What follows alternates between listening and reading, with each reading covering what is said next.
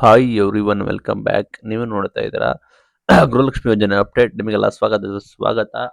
ಸಾಕಷ್ಟು ಜನ ಗೃಹಲಕ್ಷ್ಮಿ ಯೋಜನೆ ಕಾಯ್ತಾ ಇದ್ದೀರಾ. ಹಣ ಬಿಡುಗಡೆ ಬಗ್ಗೆ ಗುಡ್ ನ್ಯೂಸ್ ಕೂಡ ಬಂದಿದೆ, ಅಪ್ಡೇಟ್ ಕೂಡ ಬಂದಿದೆ. ಆ, 2 ತಿಂಗಳ ಹಣ ಕೂಡ ಬಿಡುಗಡೆ ಬಗ್ಗೆ ಲಕ್ಷ್ಮಿ ಹೆಬ್ಬಾಳ್ಕರ್ ಅನೌನ್ಸ್ಮೆಂಟ್ ಕೂಡ ಮಾಡಿದ್ದಾರೆ. ಈ ದಿನ ನಿಮ್ಮ ಖಾತೆಗೆ ಜಮೆ ಆಗುತ್ತೆ, ಅದನ್ನು ಕೂಡ ತಿಳಿಸ್ಕೊಡ್ತೀನಿ. ಚಾನಲ್ಗೆ ಸಬ್ಸ್ಕ್ರೈಬ್ ಆಗಬಹುದು.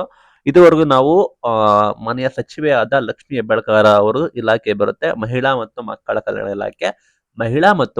ಕಲ್ಯಾಣ ಇಲಾಖೆ ಅಂಡರ್ ನಿಮಗೆ ಗೃಹಲಕ್ಷ್ಮಿ ಯೋಜನೆ ಕೂಡ ಬರೋ ಕಾರಣ ಮಹಿಳಾ ಮಕ್ಕಳ ಕಲ್ಯಾಣ ಇಲಾಖೆಯವರು ಹಣ ಬಿಡುಗಡೆ ಮಾಡಿ ಆ ಹಣ ಬಂದ್ಬಿಟ್ಟು ನಿಮ್ಮ ನೇರವಾಗಿ ಅಲ್ಲಿಗೆ ಹೋಗಿ ಡಿಸ್ಟ್ರಿಕ್ಸ್ ಇಂದ ಬಂದು ನಿಮ್ಮ ಖಾತೆಗೆ ಜಮಾ ಆಗೋದು.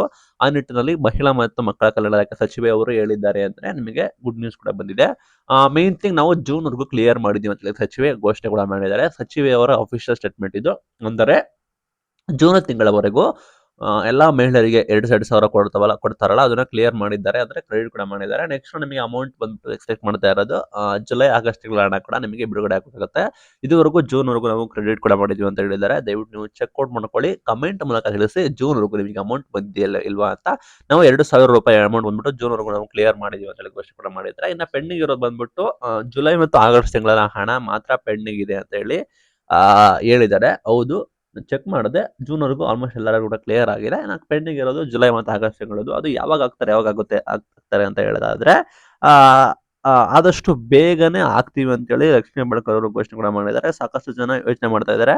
ಆ ಕೆಲವೇ ದಿನಗಳಲ್ಲಿ ಅಮೌಂಟ್ ಕೂಡ ನಿಮಗೆ ಕ್ರೆಡಿಟ್ ಕೂಡ ಆಗುತ್ತೆ ಅಂತ ಹೇಳಿ ಘೋಷಣೆ ಕೂಡ ಮಾಡಿದ್ದಾರೆ. ಹಂಗಂದ್ರೆ ಕೇಳಬಹುದು, ಕೆಲವೇ ದಿನಗಳು ಅಂದ್ರೆ ಯಾವ ದಿನಾಂಕ ಬರುತ್ತೆ, ಇವತ್ತು ಬರುತ್ತಾ ನಾಳೆ ಬರುತ್ತಾ, ಅದನ್ನ ಕ್ಲಾರಿಟಿ ಕೊಡ್ರಿ ಅಂತ ಹೇಳ್ಬೋದು. ಇಲ್ಲಿ ಸಚಿವೆ ಲಕ್ಷ್ಮೀ ಹೆಬ್ಬಾಳ್ಕರ್ ಅವರು ಇವತ್ತೇ ಬರುತ್ತೆ, ನಾಳೆನೇ ಬರುತ್ತೆ, 2 ಗಂಟೆಗೆ ಬರುತ್ತೆ, 3 ಗಂಟೆಗೆ ಬರುತ್ತೆ ಅಂತ ಹೇಳಿಲ್ಲ.